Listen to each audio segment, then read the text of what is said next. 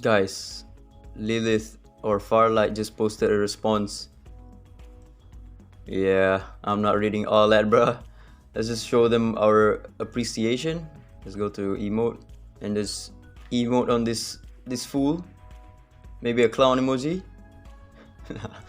That's Nandiato! God damn it. Okay, never mind. I want you guys to look at the state of the game and look at the state of my collection. What is this? My TA is R0. I don't need her to be at R1. I might as well just wait for her banner to go straight into her R2. Ginny is a previous new banner. Why is she here? I didn't summon for her back then. I don't want her now.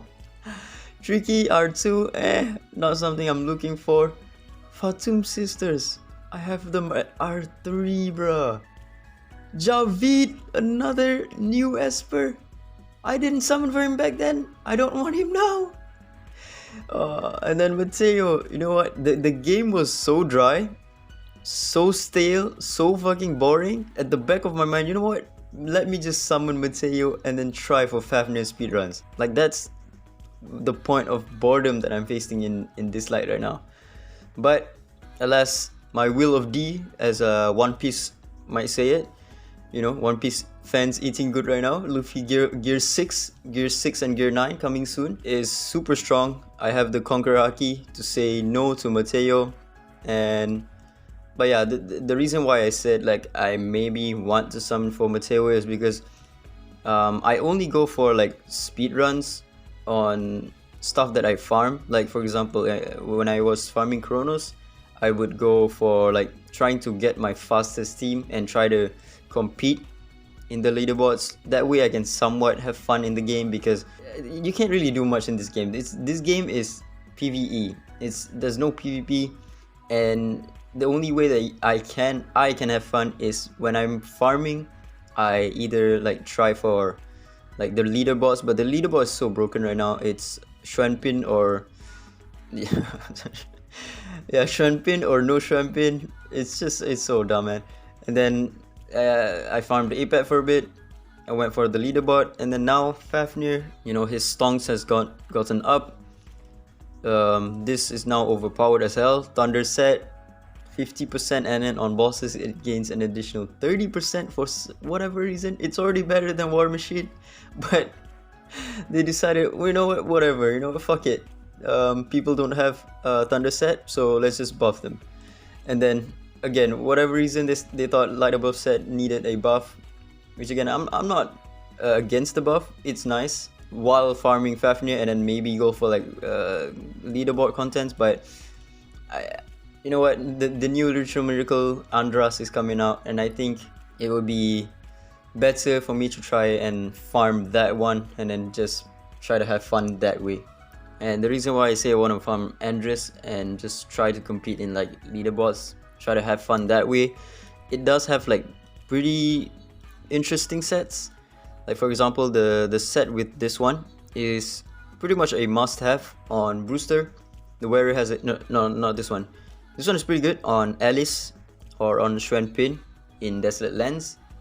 But the Harmony set, ally damage plus 10% is also really good on stuff like Ashley. She is now going to give you attack up, the Rainbow Bridge stacks, and then plus this one is she's going to boost your allies damage plus 10% even further, and it's also for 2 turns, which is really good. And then this one could be really good. Calamity set, damage against targets with debuff plus 20%.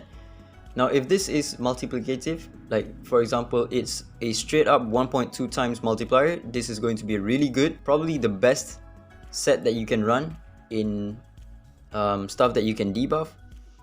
But if it's a flat 20%, like just additional 20% damage, it's not really gonna do much for you. But again, I haven't tested it out. I'm gonna test it out in the main server. I'm not gonna I can't be bothered to farm PTR server.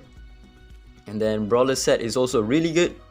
Basic ability plus 15%. This is going to be massive for Brewster. Shield set is really good on stuff like Everett, Cecilia, stuff that don't need like counter runes. And then Hold Fast set is a bit iffy. So I'm looking forward to like 1, 2, 3, 4 of the sets, which is pretty insane. Not just that, not just because of the set, the Esper, you know, seemingly is good for it. We don't actually know yet. We haven't seen like a strategy to speedrun it. You could probably just one-shot the boss with a certain team comp, but Hilda seems to be like the pretty good, or like the best Esper for that content. And she's also not a bad character. I would say she's a really good R0 Esper because of this. Hilda won't miss if the target's accuracy is not above hers. You build her 100% resist or accuracy, she's going to land all of these debuffs, not land 100% of the time, but she's not going to have type disadvantage basically when she applies the debuffs. Hilda has really good debuffs. Second skill has speed down, poison, sleep, and extends poison. Her S1 has extend all debuffs and applies sleep. And then lastly, her S3 defense down with 100% chance and 2 stacks of poison, and if the enemy's defense is lower than hers, she applies 2 more, so 4 stacks. That essentially is type neutral, or she cannot miss. What that means is she will always try to land the debuffs, but it can still be resisted, which means if you build her with 100% accuracy, there's only a 20% chance that it will fail, which means she is also one of the best defense breaker in the game. AoE defense breaker.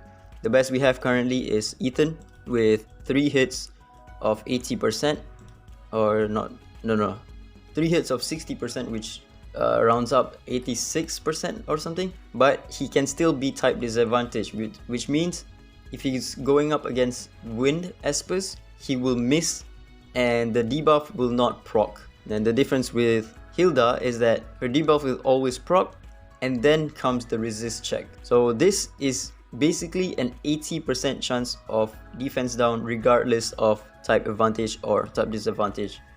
And she's also the best poison unit that we currently have in the game. Let's showcase, take a look at the guy on the front. Hopefully I can miss on him, and we'll see that the debuff will still land even though I missed the attack. You see? Yeah, we missed. Saw that? We missed and we still landed most of it. These two guys did not get the extra 2 stacks of poison. That is either because they have higher defense than her, or maybe because it got resisted. I didn't actually see it. But yeah, Hilda is a really good R0 unit if you want to go for her. I will go for her in my main account. I'm going for her not just because she's good, by the way, because the game is so, I don't know, man, the next patch is so like stale. I need something to have fun, so I'm gonna summon for her in my main account and then try her out in the new Andras boss, and then I'm also gonna try her out in cleave teams because once again she has crucial debuffs, defense down and also sleep. And essentially the defense down can also work against wind espers, because if you're running Ethan can still miss on with wind espers, but her, she cannot miss. But yeah, that's about it. Just a little update, not much. I haven't really played the PTR server. Like if you take a look at my PTR server, it's untouched. I did not check the new boss. All I did was like see Hilda's stuff. Yeah, level 1, I didn't even do anything. I've grown pretty numb with Lilith's response when it comes to Dislyte. Like all games that I've played always has controversy, like the developer being incompetent. Like I've grown super numb with this kind of stuff. I either just quit or I take the game super casually. I used to play this game like super try hard, like play like 6 hours a day, but now it's just like 10 minutes a day. I do my dailies and I catch out. That's crazy, man. Hey, but though, hey yo, Overwatch 2 though, if you guys play Overwatch 2, they just launched a update that is the new season and the new map. I'm still playing the same hero, which is Hanzo. I mean, the new map is pretty insane. It's super huge. It's really nice to use Hanzo in. But yeah, that's about it. I'm gonna summon the Hilda on my main account, R0, nothing more. To me, she's pretty good. She's also gonna be pretty good in boss trial contents because she doesn't need to take a turn before landing the poison effects. But yeah, I think that's about it. Ciao.